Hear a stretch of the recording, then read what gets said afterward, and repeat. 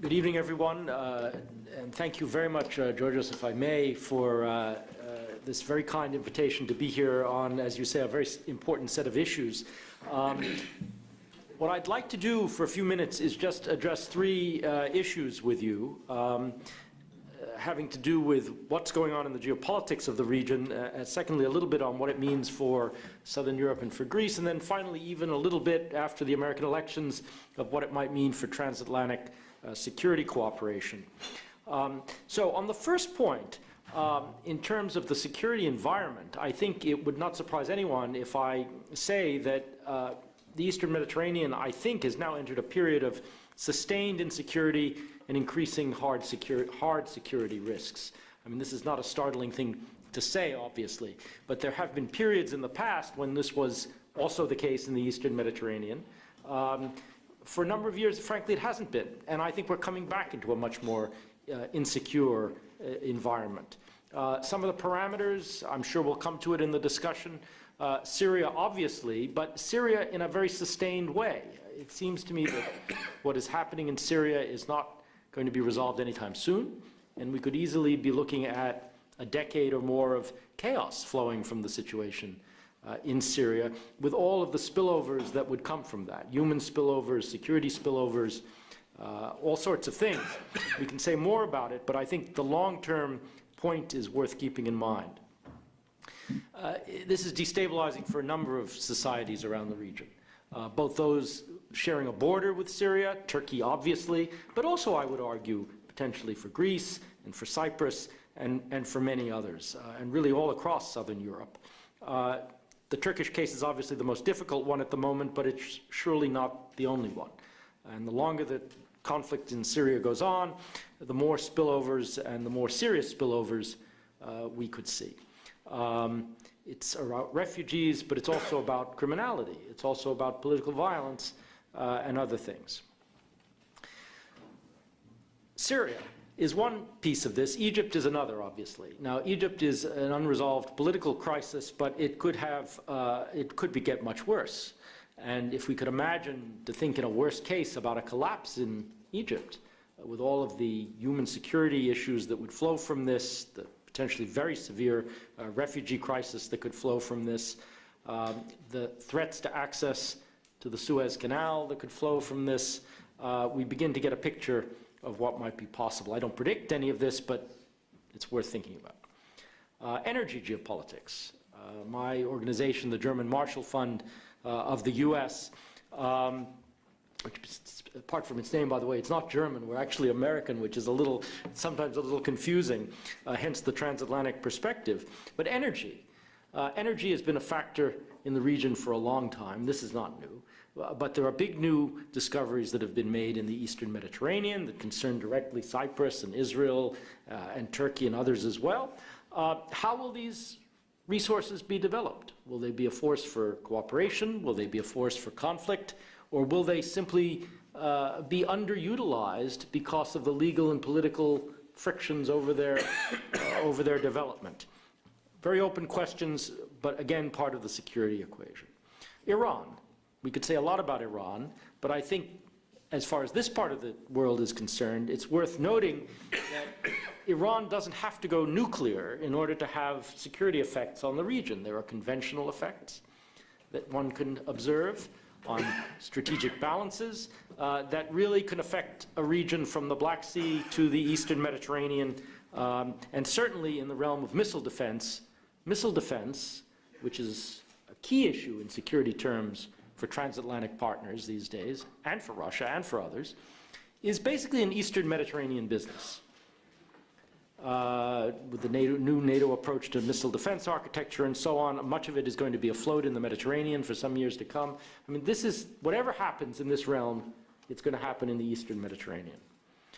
And in general, looking ahead, as a result of all of these things, we can imagine a much greater emphasis on maritime security, on the security of borders, on a whole series of challenges that we've had to think about sporadically in the past, but maybe not so intensively. So in general terms, a deteriorating strategic environment affecting countries, not just those bordering Syria, but a wider set of countries, including Greece and Cyprus.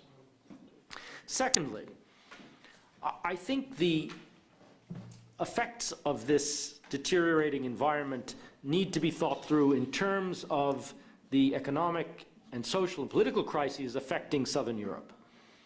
I think the focus naturally has been on the financial dimensions of the crisis in Greece and elsewhere, but that's not the end of it. There are also geopolitical implications that we need to be thinking about in Europe and across the Atlantic. I'll mention just a couple of aspects of this. I think it'll be much harder for Greece, in particular, to serve as a force for reconciliation, for development, for security in the Balkans, in the Eastern Mediterranean, in the Levant, as Greece has done quite steadily over the last decades, under conditions of chaos and unresolved financial crisis. Just much more difficult. And if we think even beyond that to a much more chaotic situation in Greece, I don't predict that again, but you know, the social tensions are there. You can feel them, you can see them. What will be the effect of this on adjacent countries in the Balkans and in the Eastern Mediterranean? Not good. The United States in particular, but also Europe, I think have been tremendous beneficiaries, along with Greece and Turkey, of this détente that has existed between Athens and Ankara for the last 20 years almost now. That is really transforming. When I served in the Clinton administration, we came every day to the office not knowing whether Greece and Turkey were going to have a clash in the Aegean. This has been off our agenda for the last years, and it's been a very good thing. It's true the problems aren't resolved, but the general political climate has been greatly stabilized, and that's been a great force for security. This is going to be much harder to sustain actively if Greece is facing very chaotic times, and if even in an unresolved European crisis, Turkey stops growing at the rates that it's been growing in recent years. So that's definitely worth keeping in mind as well.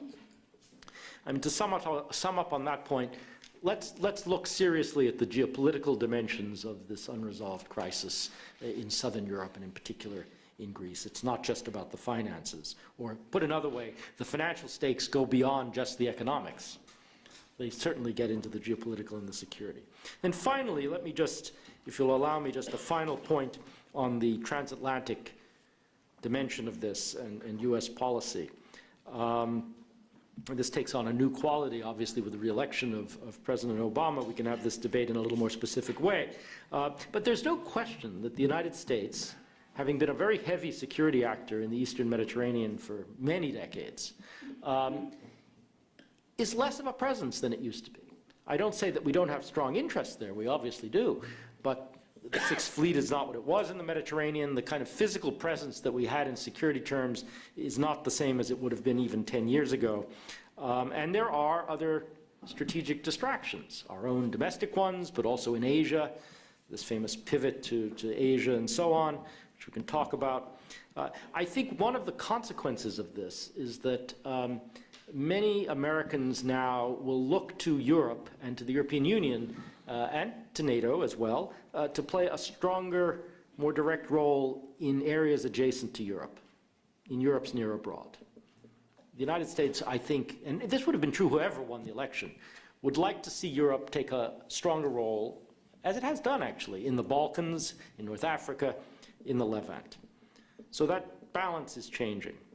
And finally, I would just come back and end again on this, what I consider a core question of the geopolitical relationship between Greece and Turkey, which is going to come under stress as a result of problems both societies are facing of different kinds.